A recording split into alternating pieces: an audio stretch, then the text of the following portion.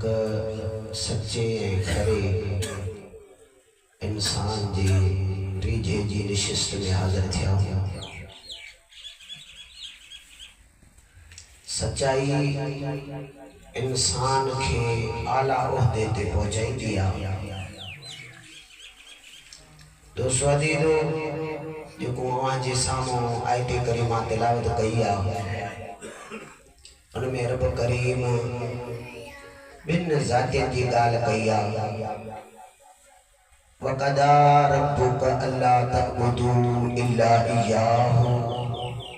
रब तो फरमाए त खास खास वो रब जी इबादत क्यों। फिल फूर रब तो फरमाए तो बिल वालिदैन एहसाना पंहिंजे अब्बे अम्मा सां भी सुहिणो सुलूक अख्तियार कयो। दोस्तों अदीदो कुरान पाक में ऐं अहादीस तैयबा में इहा ॻाल्हि अज़हर मिन शम्सा वाज़े आहे त जीअं अल्लाह सां शरीक करण हिकु वॾो गुनाह आहे, इहे अबे अम्मा जी नाफ़रमानी करण भी हिकिड़ो कबीरो गुनाह आहे। अबे अम्मा जी फर्मा बरदारी करण सां माण्हू जा अमल बि अल्लाह वटि कारगर वेंदा आहिनि। जेकॾहिं उफ बि अबे अम्मा जे साम्हूं चयई होॾो भले निमादी भी हुजे, गाज़ी भी हुजे, हाजी भी हुजे, पर उहो तेसी ताईं उनजो अमल रब वटि क़बूल नाहे, तेसी ताईं रब ही राज़ी नाहे जेसी ताईं उन खां उनजो पीउ उनजी अमड़ राज़ी नाहे। कमाल वारो वाक़ियो आहे। हज़रत इमाम मालिक बिन दीनार तो चवे त मां 60 साल थी विया आहिनि हर साल हज ते वञा थो। हिकिड़े साल वॾी रश ॾिठमि, सोचियमि त अलाए केतिरा हाजी आया आहिनि, अलाए कंहिंजो हज क़बूल थियो आहे अलाए न। इहा ॻाल्हि शाम जो सोचां पियो, पोइ राति जो सुम्ही पियुमि त पोइ मूंखे ख्वाब में उहो चवंदड़ चए थो पियो त अल्लाह सभिनी जा हज क़बूल कया आहिनि, पर हिकिड़ो बलख शहर जो इब्ने हारून आहे, बलख जो आयो आहे, हज कयो थी पर उनजो हज क़बूल नाहे। पोइ हज़रत इमाम मालिक बिन दीनार थो चए त मां उनजी ॻोल्हा करण जे लाइ निकितुमि त पुछा कयां हर हिकु इलाइक़े जा पंहिंजा पंहिंजा खीमान वञी करे ॾिसी अचां उहो मोहम्मद बिन हारून आहे कहिड़ो। चए हा बलख जो रहाकू आहे ऐं बलख जा खीमा जेके हिन जबल जे पासे खां आहिनि। पुछा कंदो कंदो उन खीमे ताईं पहुतमि, ॾिठुमि त निमादी आहे, निमाद में मसरूफ़ आहे। पोइ सलाम वराई त मां चयोमांसि अस्सलाम वालेकुम। जवाब में चई वालेकुम अस्सलाम, तो मालिक बिन दीनार आहीं। मां चयुमि त हेॾो होॾो रब चयो आहे त हिन जो हज क़बूल नाहे, इन जी फरासत इन जी सोच जो मां कॾहिं हुन सां मिलियो बि न आहियां, कीअं मूंखे सुञाणे वियो। पुछोमांसि त तोखे कीअं ख़बर पई? चई जंहिं तोखे ॾसियो आहे न त मुंहिंजो हज क़बूल नाहे, उन मूंखे बि ॾसियो आहे त इहो मालिक बिन दीनार। चए थो त पोइ हज़रत मालिक बिन दीनार पुछो त भला छा राज़ आहे? बाह बि हुनजी हिकिड़ी कढियल आहे। चई त माण्हू त तुंहिंजी तारीफ़ था कर त तूं राति जो सॼी सॼी राति बीही क़याम कंदो आहे, ज़िक्र कंदो आहे, ऐं ॾींहं जो सॼो ॾींहुं रोज़ो बि रखंदो आहे, इबादत बि कंदो आहे, अमल बि कंदो आहे, ऐं होॾो रब थो चए त तुंहिंजो हज क़बूल न आहे, वजह कहिड़ो आहे? हज़रत मालिक बिन दीनार खे चई त ॾसींदोमांइ, तूं नाराज़ थी वेंदे, न पुछ त भलो आहे। चई न ॿुधा। हज़रत मालिक बिन दीनार खे ॿुधाईंदो आहे सुणासल ॻाल्हि ही आहे, 24 साल मूंखे बि हज कंदे थिया, पर हर साल को न को वली सॻोरो अची मूंखे ॾसींदो आहे त तुंहिंजो हज क़बूल नाहे। पोइ मां परेशान रहंदो आहियां, हिन साल तूं आयो आहे, भला ॿुधा त सही। हज़रत मालिक थो चएसि त तुंहिंजो गुनाह कहिड़ो आहे? जे असल गुनाहियात मां अबे अम्मा जी नाफरमानी कईया जे केड़ी कई थई बधा त सही जे पुछी थो पियो त अबे अमर जी जल हिकड़े डी रमजान जो महीनो आ अमर जी जल इफ्तारी जी तैयारी भी करे रब मुखे दौलत में दिनी मिल्कियत में दिनी अयाश परस्त थी वम इफ्तारी जे टाइम जी जल अमर इफ्तारी जी तैयारी भी करे मां वनी नशो पी वनी चे मास द मुखे मानी त खारा मुखे जी जालिम शर्म न थो करी एक रोजो कोन रखियो थी वरी रोजेदार जो ख्याल पे न थो करी पो मुखे कावड़ अची वई हजरत मालिक बिन दीनार के तुझे दमा अमड़ के थप लगाई अमड़ वनी तनूर में गिरी पई जी जल अमड़ जी तनूर में गिरी मान मुखे पकड़े करे अंदर कमरे में बंद करे छड़ियो रात जो मां उन नशे में हुयम लेकिन रोइण ए आवाज रजन जा बधा पियो पर सुबह जो जड़ा मुझो दर खोजन बाहर निकरी आयम त मुझी घर वारी ऐ गंढ बधी वने पे पुछो मां काडे थी वनी चे मां घर थी वना चे छो चे हा जको पंजे जीजल अमड़ सा फरमा बरदारी न थो करे त मुझो केड़ो ख्याल कंदो चे बुधा अम्मा काथे आ मां जीजल खां माफी घुरा चे अमड़ तरात वफात करे वई दफन में करे आयासी चे बुधायो कोन छो जो बुधायो तहा चे जीजल आखिरी दम तई चे तेन जालिम खे मुझे वेझो बे न वठी अचजो मुझो मुंह बे न ॾेखार जोस तो इन जे करे दफन बे करे आयासी हजरत मालिक बिन दीनार रज़ी अल्लाह ताला नो भी दोसदीदो उनखे थप लगाई त वाके तू जालिमा चे हा हाणे का दुआ घुर दरब मुखे माफ करे मालिक बिन दीनार तो जे तो माफी जे लायक ही नहीं दोसदीदो हजरत मालिक बिन दीनार तो चे मां रात जो अची सुतम त ख्वाब में निसा तो बियो दला दे महबूब मुखे दीदार करायो अल्लाह ताला जे प्यारे हबीब चयो ओ मालिक बिन दीनार इन माने खे चया त रब वडो मेहरबान रब क़यामत दी बख्शींदी पर जी जल अमड़ दे करे बख्शींदी ये तुझा अमल कबूल थींदा पर अमड़ जे करे थींदई त किए मां अर्द के मदीने वारे से के सोना यो एडो नाफरमान जालिमा की रब माफ कंदस हजरत मालिक बिन दीनार के मदीने वारे से जे कयामत वारे दी या अमड़ रब जी दरबार में ईंदी मुंजा मौला 9 महीना पेट में तकलीफ सा संभालियो मास जणियो मास तकलीफों सही न के वडो कयम आखिर में मुखे कत्ल करे छई हजरत मालिक बिन दीनार के मदीने वारा साईं फरमाइंदा पिया त पो रब चवंदो त मलाइकन के जहन्नम ने वठी वञो जॾहिं उनखे जहन्नम ने वठी वेंदा त अमड़ दे निहारे चवंदो अम्मा माफ कर पहिरियों अम्मा उनने न निहारींदी वरी उनखे मलाइक गेहलींदा वेंदा वरी रड़ करे चवंदो अम्मा माफ कर हाणे ते जहन्नम जे किनारे ते पहुचण वारा वरी भी अमड़ खामोश बिलाखर जेनी मल उनखे जहन्नम में उछलींदा अमड़ जी जल जो सा अमड़ चवंदी मौला मां केड़ो बिया जालिमा जाबेरा मुझो कातिला पर मुझा मौला मां अखिन सा पजे बच्चे के जहन्नम में किए सड़ंदी दिसा मां माफ कयो मास दोसदीदो अगर जब बैतुल्लाह में रोजा बे रखी नफल बे पढ़ी उन 24 हज बे कया पर दोसदीदो जहन्नम जो हकदार पियो थे पर वरी भी जॾहिं अमड़ जी जल माफ कयस जन्नत जो हकदार थियो आमना दे लाल मदीने जे ताजदार सलासल फरमायो त रब जी रजा अबे अम्मा जी रजा मंदी में रखला दोसदीदो एतरा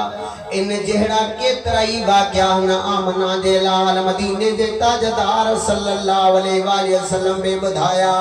हजरते दुसदीदो महबूब करीम सल्लल्लाहु अलैहि वसल्लम जे बिन सहाबन जा भी वाक़या जे अबो राजी जीजल राजी त मदीने वारो साईं बे राजिया दुसदीदो जे अबो नाराज जीजल नाराज़ा तवज्जो ॾिजां त कमाल वारी रिवायत ॿुधायां है। हजरते मूसा कलीम सफर कंदो कंदो वने पियो रस्ते ते थकजी पियो करके मौला सवारी त ॾे रब चेस त ओ फलाणे बाने ॾे वञी सवारी ॾींदी उन बाने ॾे वियो उन्ही ककरन खे इशारो कयो हेठ लही आया ककरन खे उन बाने चयो त इन मूसा नबी खे खणी जिथे चयो ते पहुचाए चोस मूसा कलीम के मुंहिंजा मौला इन जो एडो मर्तबो थियो कीअं रब चेस मूसा कलीम ही त ककरन के इशारो कई पर आसमान के बे इशारो करया थे इन जे इशारे से आसमान के बे लाया मान अल्लाह मुंहिंजा मौला इन जो अमल केड़ो आ जी बियो अमल नथस बस इन सा अबो राजिया इन सा जीजल राजिया इन लाए दो घुरंदा इन जे करे हाने मां रब भी इन सा राजी आया हाने जी इहो चमदो आ मां रब अबे अम्मा जे दुआन जे करे उहे ही कंदो आया मोहब्बत सा पढ़ायो सल्लल्लाहु अलैहि या रसूल अल्लाह वसल्लम अलैका या हबीब अल्लाह सल्लल्लाहु अलैहि या रसूल अल्लाह वसल्लम अलैका या हबीब अल्लाह जी महबूब जी हदीस मरी वञण खां बाद में बे एड़ा अमल आहिन जो रब उनखे क़ब्र में बे सवाब ॾींदो आ दुसदीदो हिन हदीस में 3 अमलन जी ॻाल्हि न बल्कि 7 अमलन जी ॻाल्हि आ हुज़ूर सल्लल्लाहु अलैहि वसल्लम फरमाइंदा अन अबी हुरैरा रज़ियल्लाहु तआला अन्हु क़ाल قال رسول الله صلى الله عليه وسلم إن مما يلحق المؤمن من عمله وحسناته بعد موته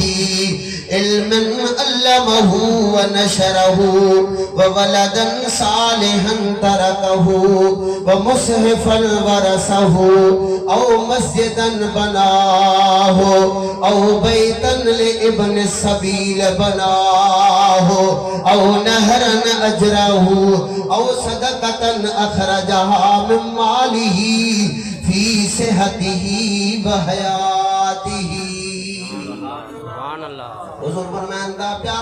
ते एड़ा बेसत अमल आहिन जो मरी वञण खां बाद में रब उनखे क़ब्र में सवाब ॾींदो सुणा बि केड़ा पहिरें नंबर ते अल्लाह जे महबूब चयो इल्मन अल्लमहु व नशरहु इल्म पढ़ाई सिखाई वरी ॿियनि खे सेखारियाई उन जा शागिर्द पढ़ंदा रहनि था पिया वो उस्ताद दुनिया छॾे वियो शागिर्द अमल कनि था उन जो सवाब रब उनखे क़ब्र में ॾींदो रहंदो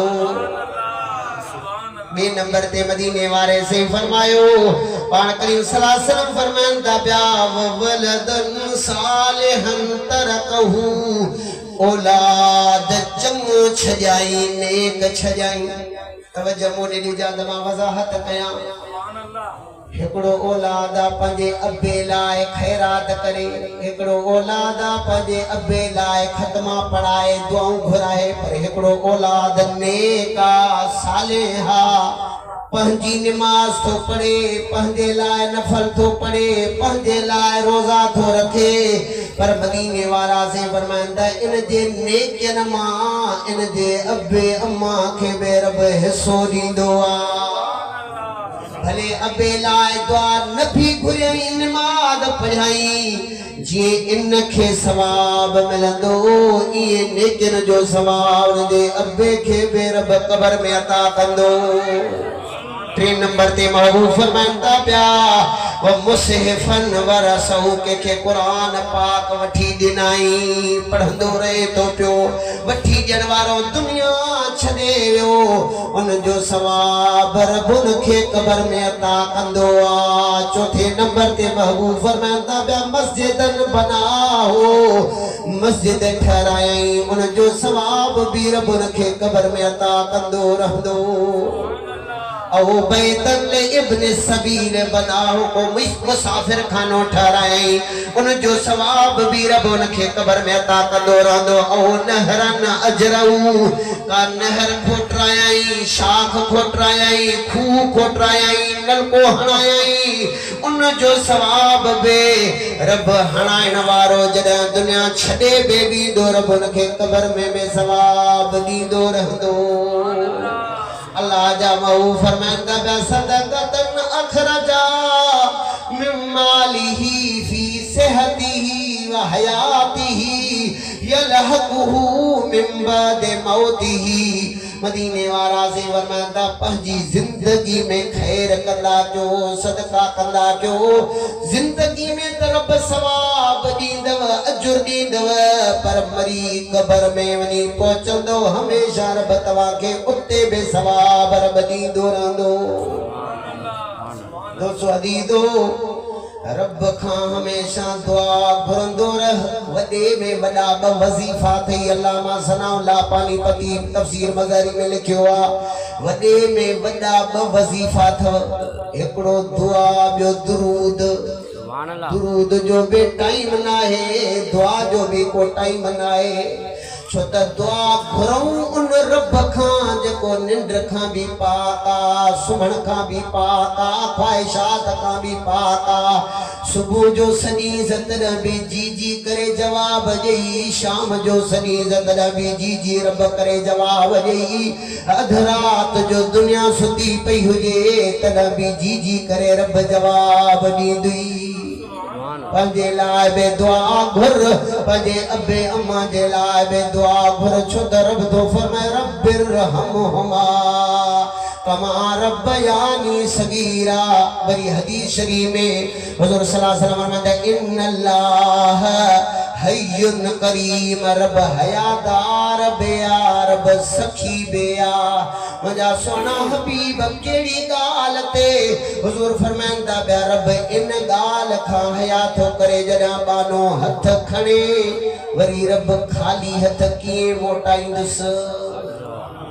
चो सुभान अल्लाह। पर आखिरी कमाल वारी रिवायत ॿुधायां जेको मदीने जे मीर जे ज़िंदगी जो आखिरी ॾिहाड़ो आ। आमना दे लाल मदीने जे ताजदार सल्लल्लाहु अलैहि वसल्लम जे जिंदगी जो आखिरी ॾिहाड़ो 3 ॾींहं लगातार महबूबन जी तबियत सही न हुई। मदीने वारा से घरां कोन पिया निकरन। हिकिड़ो ॾींहुं थियो ॿियो ॾींहुं थियो टियों ॾींहुं अल्लाह जा महबूब घरां कोन निकिता जेके सहाबी लम्हो बराबर रसूलुल्लाह खां जुदा न रही सघंदा। ज़ारो कतार रोइन पिया दीदार न पियो थे पुछा पिया कन हिक ॿिए खां दादा तूं छो थो रोई भेटाई घोट वांगर त अॼु पिण अखड़ियन सजण पहिला सारिया गलन तां गोढ़न जूं बूंदा बस न कन संदीस पिरन लोक ॾिठे न लहे। दोस्तों अदीदो दरवाज़ो खड़क्यो अम्मा आयशा थी चेत या फातिमा तो ओ फातिमा वन दरवाजे पे ॾिस अतदरीन मम बिल बाब दरवाजे दे निहार त दरवाजे ते खड़काइण वारो केरा खातूने जन्नत अजमत वारी महबूबन जी न्याणिया कमाल वारी न्याणिया शान वारी न्याणिया दरवाजे ते पुछा थी करे ओ दरवाजे ते अचण वारा अहल बैत जे खानदान जे दरवाजे ते अचण वारा केरा की आयो आ मोटी वना अल्लाह जो महबूब आराम में आ हिकड़ो दफो मोटी वेंदो आ वरी थोड़ी देर खां पो दरवाजो खड़कियो वरी भी अम्मा आयशा जो फातिमा जवाब ॾींस त महबूब तेन मल मशगूल हन आराम में ॿियो दफो भी मोटी हो जॾहिं टियों दफो दरवाजो खड़कियो खुद महबूब सुजाग थी पिया हुज़ूर सल्लल्लाहु अलैहि वसल्लम फरमान का पिया पान फरमांदा फातिमा जानी थी मंबिल बाब केरा दरवाजे ते खातूने जन्नती जवाब दे बाबा मां तकान थी सुनाना पर टियों दफो बार बार दरवाजो खड़काए थो हुजूर सल्लल्लाहु अलैहि वसल्लम समझिया पान फरमांदा फातिमा यो आम न थई व आमिरुल कुबूर व मुखर्रिब दुवर यो अचण वारो आम नाहे घरन खे वीरान करण वारो वा कब्रिस्तान खे आबाद करण वारो वा वहुव दिमुल यतीम जेको औलाद खे यतीम बनाइण वारो वा घर वारन खे बेवा करण वारो वा घरन खे मिलकियतन खे वीरान विरासत कराइण वारो वा सोना बीब केरा मदीने वारा ज़ेवर मदा फातिमा यो मलकल मौत हजरत इज़राइल दरवाजो खोल त हलियो अचे खातूने जन्नत दरवाजो खोलियो हुजूर फरमांदा पिया या मलकल मौत अजतनी ज़ाइरन अम काबिदा की आयो ही रूह कब्ज़ करण जे लाइ या ज़ियारत लाइ हर के सोना रब मोकिलियो आ त ज़ियारत बे ईअं न कजा जेसी ताईं महबूब इजाज़त न ॾेई इन जे करे सोना बाहर बीठोम इजाज़त मिली त अंदर आयो आया पान फरमाता बी गाल कर हर के सोना रब चयो आ त जे महबूब इजाज़त ॾेई त रूह कब्ज़ कजा वरना रूह बे कब्ज़ न कजा जी हुकुम थे हुजूर फरमाता भला मुझो रोज जको दोस्त जिब्रील इंदो अज किथे आ सोना तो महबूब जे इस्तकबाल में अज आसमानी दरवाजा खोल राय थो जन्नत के सिंगारे थो अज जन्नत जे हूरो गिलमान के सिंगार थो कराए एतरे में रब चयो ओ जिब्रील जल्दी कर वने मुझे महबूब तोखे याद क्यों आ वनी पहुंच अल्लाह जे महबूब जे हुक्म ते जिब्रील आयो हुजूर सल्लल्लाहु अलैहि वसल्लम फरमाया जिब्रील अज त मुखे खुशखबरी बधा हुजूर सल्लल्लाहु अलैहि वसल्लम कह के सुना तुझे लाए दरवाजा खोल राया हूं हुजूर सल्लल्लाहु अलैहि वसल्लम फरमाया या रब जी तारीफ अन्या भी का बिशारत दे हर के सोना बीब जन्नत के सिंगारे आयो आया हुजूर फरमाया अन्या भी बिशारत दे हुजूर सल्लल्लाहु अलैहि वसल्लम के घणियों खुशखबरियों ॾिनई बिल आखिर समझी न सकियो सोना बीब छा जे बारे में था पुछो हुजूर फरमाया मुखां बाद में मुझे उम्मत जो छा हाल थींदो अल्लाह जे महबूब मदीने जे ताजदार सल्लल्लाहु अलैहि वसल्लम ज़ाहिरी दुनिया का पर्दो मटन पिया उन माल भी उम्मत जी यादगिरी आमना दे लाल मदीने जे ताजदार सल्लल्लाहु अलैहि वसल्लम जी गाल समझियो जिब्रील अर्ज़ तो करे सुनो बीब रब तो चे तेसी तई बयान नबी पे नवीदा तेसी तई कमो बेश 1,24,000 नबियन जो उम्मतियों भी जन्नत में नवीदियों बिन नबियन पे जन्नत में वञण हराम जैसी ते तो मुस्तफा जी उम्मत ए तू जन्नत में नवीदे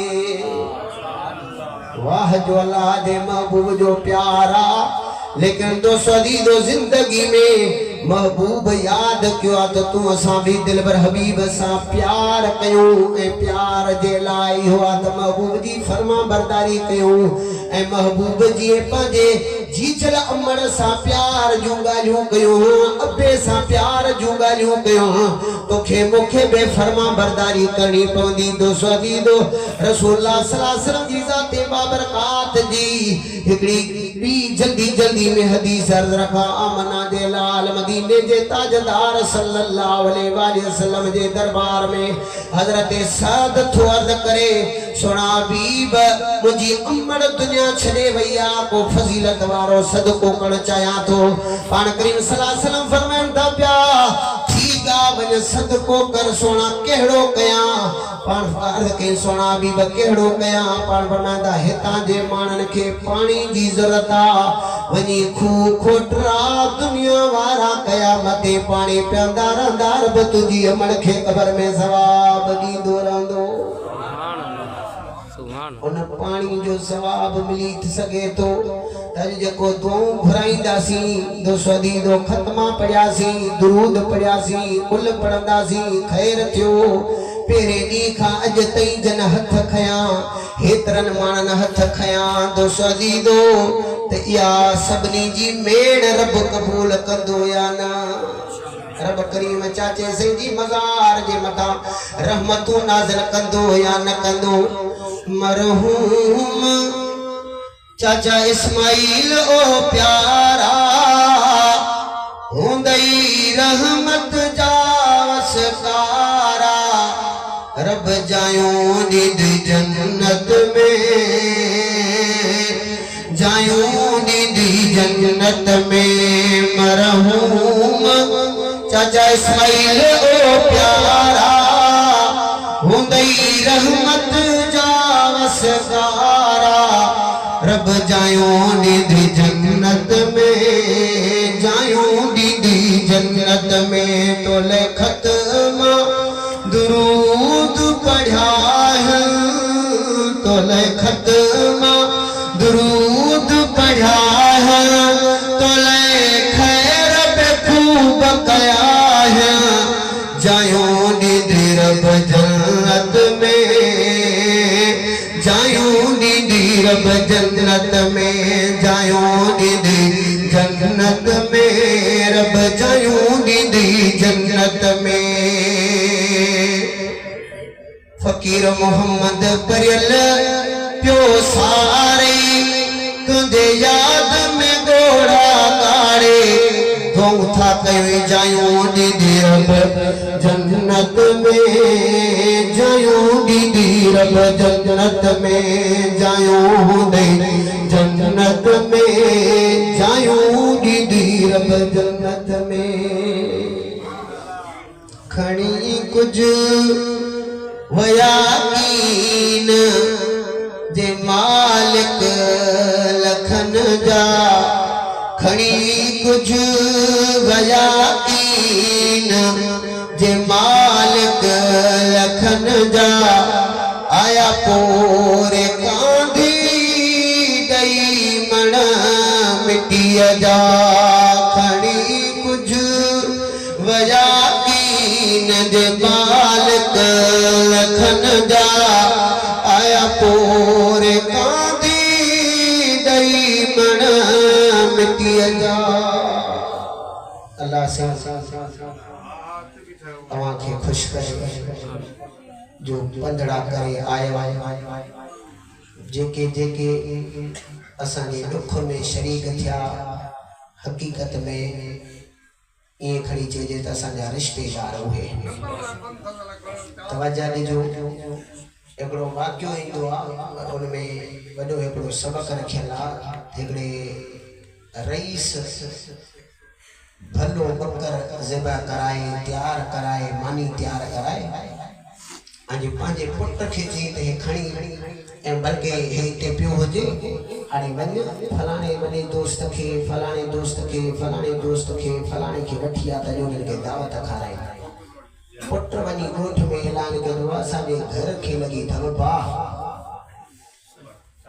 जेको अचे असांजी मदद करे वो गरीब गुरबा सब आया खणी समूरी मानी उन्हनि जे साम्हूं रखी पीउ चयो तो बजा मां त चयोमांइ त फलाणे यार खे वठी आ फलाणे यार खे वठी आ फलाणे खे वठी आ हे तूं त गरीब मिस्किन वठी आई चई बाबा असल में यार थी ही जेके ॾुखे वक़्त में असांजे कम अचे त जेके ॾुखे वक़्त में कम ईंदा आहिनि उहे यार कॾहिं विसरंदा न आहिनि अल्लाह उन्हनि जे लाइ बि असांजूं दिली दुआऊं अर्ज़ रखनि जनाब मोहतरम क़िबला साईं बज़र अली ख़ासि केॾी संगीत साथी जनाब मोहतरम साईं मंसूर अहमद इन प्रोग्राम खे अॻिते वधाईंदे दिलि नवाज़ सोहिणियूं सोहिणियूं महबूब जूं नातियूं ऐं